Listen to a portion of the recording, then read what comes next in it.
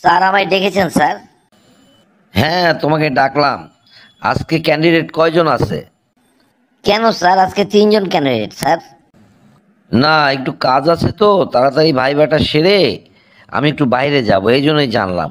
তো যাও, একজনকে পাঠিয়ে দাও। তা আপনার নাম? স্যার আমার নাম করিম অজগর স্যার। করিম অজগর? এটা আবার কেমন নাম রে বাবা? তা আপনার বাবার নাম?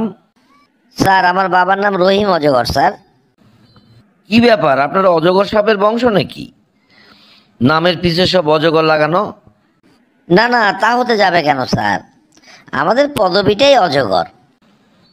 বাবারে বাবা, বহু পদবি শুনেছি, কিন্তু অজগর পদবি তো শুনিনি আমি। তো যাই হোক, আপনাদের পদবি যাই হোক, তাহলে প্রশ্ন আসা যাক নাকি, কি বলছেন? জি স্যার, আপনি প্রশ্ন ধরুন স্যার। আচ্ছা বলুন তো, কাঠ কাঠ পিঞ্জিরা, কাঠ নয় কাঠের জোড়া, এই প্রশ্ন যে বলতে পারবে না সে শ্বশুরবাড়ির চোরা, এইটা কি হবে? এ তো আজব প্রশ্ন ধরলেন স্যার। আমি বিয়েই করিনি, শ্বশুর বাড়ির চোরা হয়ে যাব? এই প্রশ্নের উত্তর তো আমাকে দিতেই হবে। তো আমাকে একটু ক্লু দিন না স্যার। কি ধরনের ক্লু চাচ্ছেন বলুন দেখি। না স্যার, আমি বলছি এটা কিসে ব্যবহার হয় স্যার? এইটা সচরাচর আগের যুগে বিয়ে বাড়িতে শাদিতে ব্যবহার হতো। আগের যুগে বিয়ে শাদিতে ব্যবহার হতো না স্যার? তাহলে এটা রাজা জমিদারদের আমলে। স্যার এটা হবে পালকি স্যার। বাহ, দারুণ দারুণ, আপনাকে দেখছি তো প্রশ্ন ধরে মজাই পাওয়া যাবে। আপনি একেবারে সঠিক উত্তর দিয়ে দিয়েছেন। আচ্ছা বলুন তো, 5 জনে চলছে পথে, 4 জনের আল্লাহর নাম বলে, সময় হলে নামাজ পড়ে, সেজদা মোটেও করে না, বলুন তো এটা কি?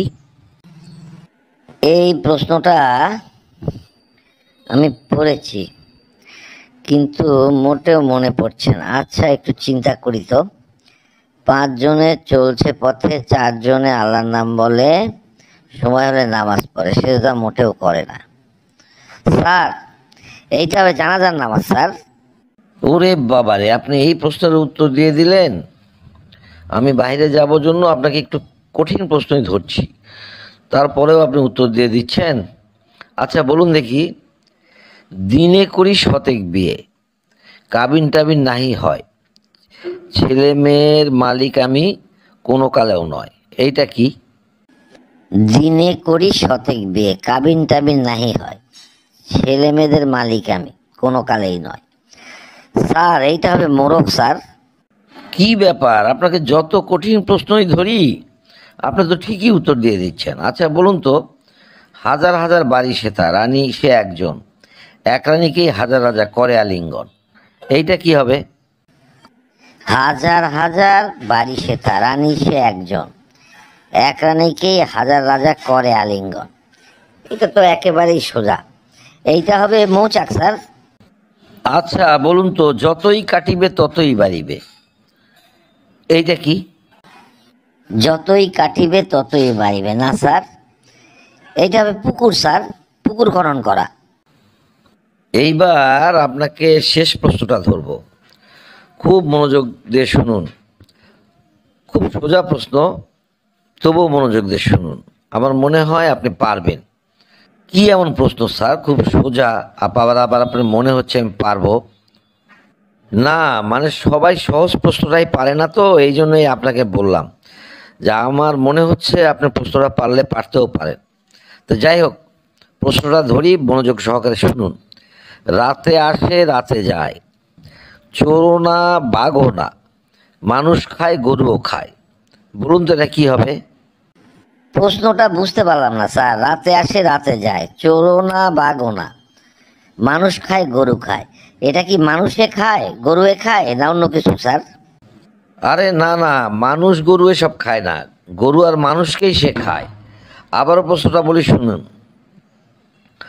রাতে আসে রাতে যায়, চোরও না বাঘও না, মানুষ খায় গরুও খায়, কি হবে এটা? না স্যার, এই প্রশ্ন কিছুতেই আমার মাথাতে আসছে না স্যার। উত্তরটা যদি আপনি বলে দিতেন।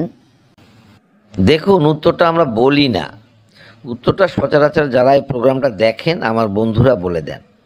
তো যাই হোক, আমি প্রশ্নটা আবার করছি বন্ধুদের উদ্দেশ্যে, যারা যারা পারবেন উত্তরটা জানিয়ে দিন ওনাকে। প্রশ্নটা আবার বলছি, রাতে আসে রাতে যায়, চোরো না বাঘও না, মানুষ খায় গরুও খায়, কি হবে এটা?